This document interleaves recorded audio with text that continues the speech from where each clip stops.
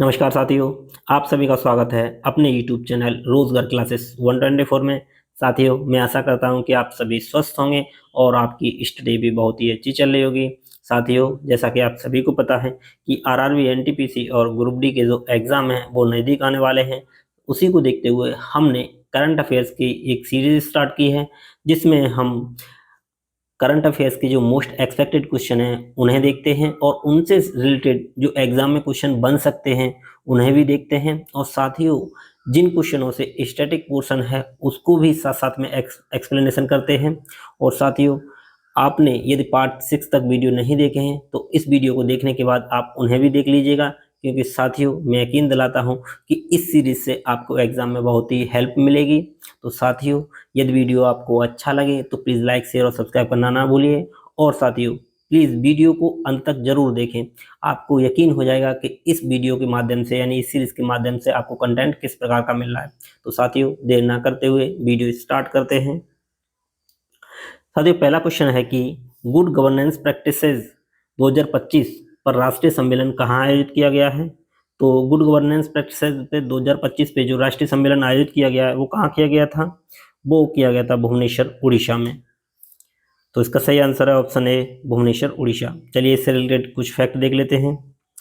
साथियों, भुवनेश्वर, उड़ीसा में सुशासन प्रथाओं पर राष्ट्रीय सम्मेलन का आयोजन किया गया था और इसके साथ ही एक प्रशासनिक सुधार एवं लोक शिकायत विभाग के साथ साथ और उड़ीसा सरकार के साथ साथ इसका आयोजन किया गया था, जिसका मुख्य उद्देश्य क्या है? जिसका मुख्य उद्देश्य है शासन में नवाचार को प्रोत्साहित करना और स्थानीय स्तर पर उसके प्रभावों को उजागर करना। तो यह सम्मेलन कहाँ हुआ है? यह भुवनेश्वर, उड़ीसा में हुआ है। ये उड़ीसा का मैप है। तो साथियों, इसके जो नॉर्थ में है वो झारखंड है, जो उड़ीसा राज्य है। और इसके जो नॉर्थ ईस्ट में है वो कौन है? वो पश्चिम बंगाल है। और इसके वेस्ट में छत्तीसगढ़ है। और इसके अलावा साउथ में कौन है? आंध्र प्रदेश। तो ये उड़ीसा का मैप है। अब साथियों, उड़ीसा में जो नेशनल पार्क हैं, वाइल्ड लाइफ सेंचुरी हैं, उनको देख लेते हैं। एक है साथियों भीतरकनिका नेशनल पार्क। ये हमारा भीतरकनिका नेशनल पार्क है। और साथियों, यहाँ से एक क्वेश्चन और पूछा जाता है कि चिल्का लेक, चिल्का लेक कहाँ पे है? तो चिल्का लेक है उड़ीसा में। ये खारे पानी की झील है। अब कैसे याद रख सकते हैं? इसकी ट्रिक है चिल्का उड़ी। आप इतना रखिए कि चिल्का उड़ी, चिल्का उड़ गई। तो चिल्का झील जो है, खारे पानी की झील है, वो कहाँ है? उड़ीसा में है। और साथियों, ये है वाइल्ड लाइफ सेंचुरी, यानी शिमलीपाल वाइल्ड लाइफ सेंचुरी भी कहाँ है? तो वो भी उड़ीसा में है। और उड़ीसा में ही ये महानदी पे हीराकुंड बांध भी है। ठीक, तो यहाँ से ये क्वेश्चन है, आप देख लीजिए। सतकोसिया टाइगर रिजर्व भी है, नंदनकानन वाइल्ड लाइफ सेंचुरी भी है। तो क्या क्या है यहाँ पे? शिमलीपाल, भीतरकनिका, चिल्का और Nandankanan wild life sanctuary, Satkosia tiger reserve भी है यहाँ पे। तो साथियों, ये यहाँ से जो उड़ीसा से कुछ इंपॉर्टेंट फैक्ट हैं जो स्टैटिक में बार बार पूछे जाते हैं। और साथ ही जो उड़ीसा के राज्यपाल हैं वो कौन है? कंभवपति हरिबाबू। और यहाँ के जो सीएम हैं वो मोहन चरण मांझी हैं। तो उड़ीसा के राज्यपाल कंभव हरिबाबू हैं और मुख्यमंत्री मोहन चरण मांझी हैं। तो जो इस क्वेश्चन का जो सही आंसर था वो क्या था? वो था ऑप्शन ए, भुवनेश्वर। चलिए साथियों, नेक्स्ट देख लेते हैं। नेक्स्ट है साथियों, जो अभी 2025 के जो नोबेल अवार्ड मिले हैं तो उससे क्वेश्चन ले लिया है। अब ऐसे ही एक एक क्वेश्चन करके आपको सारे नोबेल अवार्ड याद करवा देंगे। तो क्वेश्चन है साथियों, 2025 का भौतिकी का नोबेल पुरस्कार किसे प्रदान किया गया है? तो ये ऑप्शंस हैं, आई होप कि आपने पढ़े भी होंगे। तो इसका सही आंसर क्या हो जाएगा, आप कमेंट करके बताएं। तो इसका सही answer option D, John Clarke, Michel Devoret और जॉन मार्टिन। तो क्लर्क, डेवोरेट और मार्टिन्स, आप इतना याद रखना है, क्लर्क, डेवोरेट और मार्टिन्स। ये हैं जॉन क्लर्क, ये यूएसए के हैं। और मिशेल एच डेवोरेट, ये भी यूएसए के हैं। और हैं जॉन एम मार्टिन्स। तो क्लर्क, डेवोरेट और मार्टिन्स, इनको भौतिकी का नोबेल अवार्ड मिला है और यह तीनों यूएसए के हैं। चलिए नेक्स्ट देख लेते हैं साथियों। नेक्स्ट क्वेश्चन, विश्व हेपेटाइटिस दिवस 2025 की जो थीम थी वो क्या थी? तो ऑप्शंस हैं, A it's time for action, B है one life one liver, C है हेपेटाइटिस कांट वेट और डी है hepatitis let's break it down. तो साथियों जो विश्व हेपेटाइटिस दिवस 2025 की थीम थी वो क्या थी? Option D hepatitis let's break it down. तो साथियों ये कब मनाया जाता है? तो साथियों जो ये हेपेटाइटिस विश्व हेपेटाइटिस दिवस है ये 28 जुलाई को मनाया जाता है और 2025 में मनाया गया था, जिसकी थीम थी hepatitis let's break it down. साथियों रेलवे में जो थीम से रिलेटेड क्वेश्चन पूछे जाते हैं तो आप जो है अच्छे से कब मनाया जाता है और इसकी थीम क्या रही वो आपको अच्छे से नोट डाउन करना है। चलिए नेक्स्ट देख लेते हैं। नेक्स्ट साथियों भारतीय क्रिकेटर टीम का आधिकारिक प्रायोजक कौन बन गया है? तो साथियों जो भारतीय क्रिकेटर टीम का जो प्रायोजक बन गया है वो बन गया है ऑप्शन ए अपोलो टायर्स।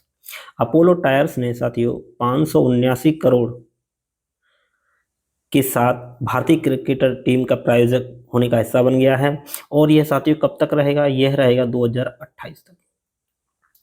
तो अब जो है जो वर्तमान में भारतीय क्रिकेट टीम का जो आधिकारिक प्रायोजक है वो कौन है? अपोलो टायर्स, और यह है 2028 तक इस टीम का प्रायोजक रहेगा।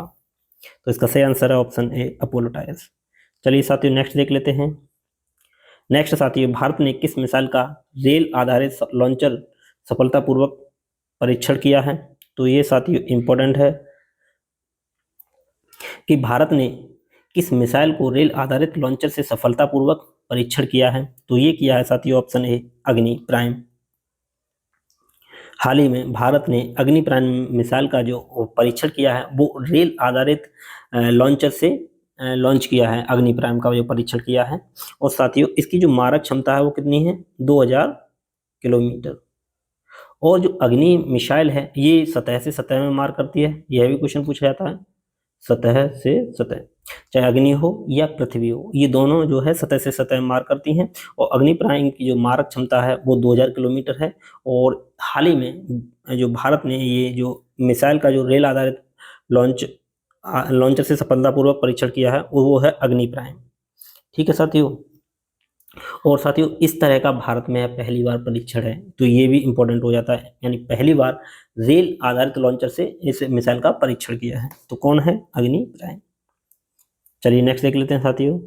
नेक्स्ट है कि दुनिया का पहला कृत्रिम बुद्धिमत्ता संचालित सरकारी मंत्री किस देश में नियुक्त किया गया?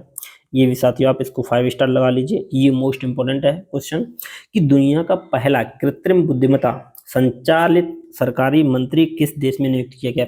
यानी अब एआई के तौर पे एक मंत्री बनाया गया है जो कैबिनेट मंत्री है, वो किस देश में बनाया गया है?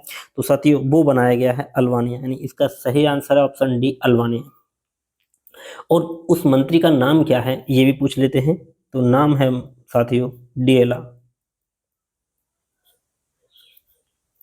तो जो मंत्री कैबिनेट मंत्री जो बनाया गया है वो है डेला नाम का व्यक्ति, और सॉरी कृत्रिम बुद्धिमत्ता वाला एक टाइप का रोबोट जो भी बता सकते हैं, तो उसका नाम है डेला। डेला नाम का एक एआई संचालित एक मंत्री बनाया गया है जो अल्बानिया देश में बनाया गया है। तो क्वेश्चन कैसे भी पूछा जा सकता है किस देश में बनाया गया है और उसका नाम क्या है? तो उसका नाम है डेला, बनाया गया है कहाँ पे? अल्बानिया में। तो इसका सही आंसर ऑप्शन डी। नेक्स्ट साथियों सीपी राधाकृष्ण भारत के कौन से राष्ट्रपति बने हैं? तो जो राधाकृष्ण बने हैं भारत के 15वें राष्ट्रपति बने हैं। तो इसका सही आंसर है ऑप्शन ए 15। तो साथियों जो उपराष्ट्रपति का चुनाव कैसे होता है, क्या होता है, वो देख लेते हैं किस आर्टिकल से संबंधित है। तो साथियों आर्टिकल जो हमारा 63 यानी 63 है उसमें क्या कहा गया है कि भारत का एक उपराष्ट्रपति होगा। तो आर्टिकल 63 क्या कहता है? भारत का एक उपराष्ट्रपति होगा। और अनुच्छेद 64 क्या कहता है? अनुच्छेद 64 कहता है कि उपराष्ट्रपति राज्यसभा का पदेन अध्यक्ष होगा। तो 63 कहता है भारत का उपराष्ट्रपति होगा, 64 कहता है भारत का जो उपराष्ट्रपति है वो राज्यसभा का पदेन अध्यक्ष होगा, है ना। तो आप इनको अच्छे से नोट करते चलिए। और 65 क्या कहता है कि राष्ट्रपति का यदि किसी भी परिस्थिति से पद रिक्त हो जाता है तो उसके कार्यों का जो निर्वहन है वो कौन करेगा? उपराष्ट्रपति करेगा। यानी राष्ट्रपति की अनुपस्थिति में राष्ट्रपति के कार्यों का निर्वहन उपराष्ट्रपति के द्वारा किया जाएगा। यह किस आर्टिकल में है? तो यह है आर्टिकल 65 65 में। साथियों अच्छे से आप सुनते रहिए। अगला है आर्टिकल 66। इसमें क्या कहा गया है कि उपराष्ट्रपति का निर्वाचन संसद के दोनों सदनों से एक निर्वाचक मंडल के द्वारा होगा। यानी उपराष्ट्रपति का जो निर्वाचन होगा वो संसद के दोनों सदनों से एक निर्वाचक मंडल के द्वारा होगा। यह किस आर्टिकल में है? यह आर्टिकल 66 यानी 66 में है। आर्टिकल 67 में क्या है, यानी 67 में क्या है कि नियुक्ति, अगर उपराष्ट्रपति की नियुक्ति हो जाती है उससे 5 वर्ष तक उसका कार्यकाल रहेगा। यानी उपराष्ट्रपति का जो कार्यकाल है वो 5 वर्ष तक रहेगा। और आर्टिकल 68 क्या कहता है? आर्टिकल 68 ये कहता है कि उपराष्ट्रपति पद अगर रिक्त हो जाता है तो उसका निर्वाचन यथाशीघ्र करवा लेना चाहिए। तो अगर उपराष्ट्रपति का पद रिक्त हो जाता है तो उसका निर्वाचक होगा। यानी उपराष्ट्रपति का, अगर क्वेश्चन ऐसे भी पूछ ले कि उपराष्ट्रपति के पद रिक्त होने पर उसके कार्यों का निर्वहन कौन करेगा, इसमें कोई उल्लेख नहीं है।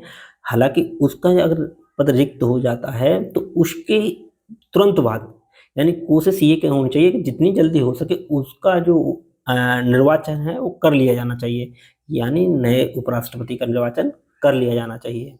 तो ये किस में कहा गया है? ये आर्टिकल 68 में कहा गया है। आर्टिकल 69 क्या है कि प्रत्येक उपराष्ट्रपति जो शपथ लेगा, यानी उपराष्ट्रपति की शपथ से संबंधित है, तो उपराष्ट्रपति जो शपथ लेगा वो या तो राष्ट्रपति के साथ सामने लेगा या फिर राष्ट्रपति के द्वारा एक ऐसा व्यक्ति जो उसके द्वारा नियुक्त होता है उसके सामने लेगा। यानी उपराष्ट्रपति शपथ लेगा तो वो किस में है? 69 में। आई होप के साथियों ये सारे आर्टिकल आपको समझ में आ गए होंगे। चलिए दोबारा से फास्ट तरीके से देख लेते हैं। 63 में कहता है भारत का एक उपराष्ट्रपति होगा। 64 में कहता है उपराष्ट्रपति राज्यसभा का पदेन अध्यक्ष होगा। 65 में कहता है कि राष्ट्रपति का पद रिक्त हो जाता है तो उसके कार्यों का निर्वहन उपराष्ट्रपति के द्वारा किया जाएगा। 66 क्या कहता है? 66 बोलता है कि उपराष्ट्रपति का जो निर्वाचन है वो एक संसद के दोनों सदनों से निर्मित एक निर्वाचक मंडल के द्वारा होगा। आर्टिकल 67 क्या कहता है? नियुक्ति से 5 वर्ष तक उसका कार्यकाल रहेगा। और 68 कहता है कि उपराष्ट्रपति पद रिक्त होने पर उसका जो चुनाव है वो यथाशीघ्र करवा लेना चाहिए। और 69 प्रत्येक उपराष्ट्रपति राष्ट्रपति के या उसके द्वारा नियुक्त किसी व्यक्ति के सामने शपथ लेगा। साथियों ये आर्टिकल आपको ये जरूर याद रखना, आर्टिकल 68। अब क्यों याद रखना है? क्योंकि आपको पता ही है अभी उपराष्ट्रपति का ने त्याग पत्र दिया था, उसके उपलक्ष्य में जो चुनाव हुए थे, तो अब जो नए बन गए वो सीपी राधाकृष्ण बन गए। तो इसीलिए आपको ये आर्टिकल 68 जरूर याद रखना है। चलिए साथियों नेक्स्ट देख लेते हैं। आई होप कि आपको यह वीडियो अच्छा लग रहा होगा साथियों। नेक्स्ट है 13 वर्ष बाद भारतीय पुरुष नेशनल फुटबॉल टीम का हेड कोच किसे नियुक्त किया गया है? तो 13 वर्ष बाद भारतीय पुरुष नेशनल फुटबॉल टीम का जो हेड कोच है वो नियुक्त किया गया है ऑप्शन ए खालिद जमील को। तो इसका सही आंसर है ऑप्शन ए खालिद जमील। साथियों इसकी जो स्थापना हुई थी यानी AIFF, इसकी जो स्थापना हुई थी वो हुई थी 1937 में। और साथियों इसका जो हेड क्वार्टर है वो कहाँ है? वो है नई दिल्ली। तो अब जो बने हैं वो बने हैं खालिद जमील। इसका सही आंसर ऑप्शन है खालिद जमील। चलिए साथियों नेक्स्ट देखते हैं। नेक्स्ट साथियों वर्ल्ड प्रेस फ्रीडम इंडेक्स 2025 में भारत की रैंक क्या है? तो वर्ल्ड प्रेस फ्रीडम इंडेक्स में भारत की जो रैंक है ऑप्शन बी 151। यानी 2025 में भारत की रैंक 151 है। और 2024 में भारत की रैंक क्या थी? 2024 में भारत की रैंक थी 159। अब साथियों इसमें फर्स्ट रैंक पे कौन है? तो फर्स्ट रैंक पे है नॉर्वे, यानी प्रथम स्थान पे कौन है? नॉर्वे है। और अंतिम स्थान यानी टोटल 180 कंट्री थे, 80 देश थे, तो अंतिम में पायदान पे कौन है? वो है इरिट्रिया।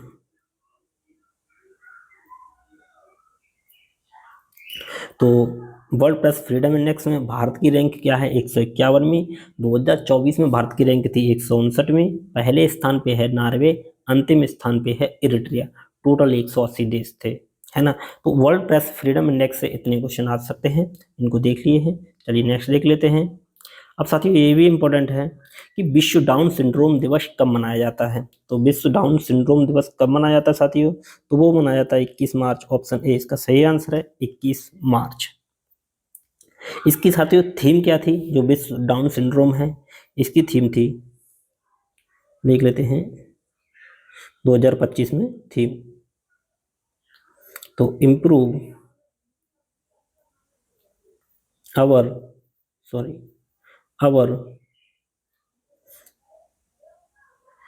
सपोर्ट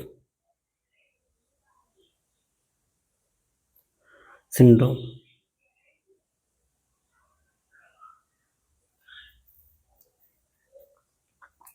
अब साथियों ये डाउन सिंड्रोम क्या होता है इसको भी देख लेते हैं। ये जो डाउन सिंड्रोम है इसमें क्या है, ये एक तो अनुवांशिक रोग है यानी जन्मजात से होता है, और यह अनुवांशिक या जन्मजात रोग है। इसमें क्या होता है साथियों, जो हमारे गुणसूत्र हैं, एक सामान्य व्यक्ति के जो गुणसूत्रों की संख्या कितनी होती है, 23 जोड़ी यानी टोटल 46 होते हैं। सामान्य व्यक्ति में कितने गुणसूत्र होते हैं, 46। लेकिन जो डाउन सिंड्रोम से पीड़ित व्यक्ति है उसमें कितने होते हैं, उसमें क्या होता है कि जो 21वें गुणसूत्र है उसकी एक अधिक कॉपी होती है, मतलब एक एक्स्ट्रा गुणसूत्र होता है। तो 46 ना होके इसमें कितने होते हैं, 47। तो ये क्वेश्चन पूछा जाता है कि डाउन सिंड्रोम से पीड़ित व्यक्ति के गुणसूत्रों की संख्या कितनी होती है। ऑप्शन दे देगा आपको 45, 46, 47 या टोटल 23। तो इसका सही आंसर क्या हो जाएगा, तो उसका सही आंसर हो जाता है 47। इसमें क्या है, सामान्य व्यक्ति के में होती है 46, तो ये होती है सामान्य व्यक्ति। लेकिन जो डाउन सिंड्रोम से व्यक्ति पीड़ित होता है उसमें कितनी होती है, 47, एक्स्ट्रा होता है गुणसूत्र, है ना। तो ये आपको देखना है। और ये इसमें क्या है, 21वें गुणसूत्र की कॉपी होती है, एक एक्स्ट्रा कॉपी होती है। तो इसका सही आंसर ऑप्शन ये तो हम देख चुके हैं, करंट से 21 मार्च है, लेकिन जो गुणसूत्रों की संख्या टोटल होती है वो 47 होती है, ये आपको याद रखना है। चलिए साथियों नेक्स्ट देख लेते हैं।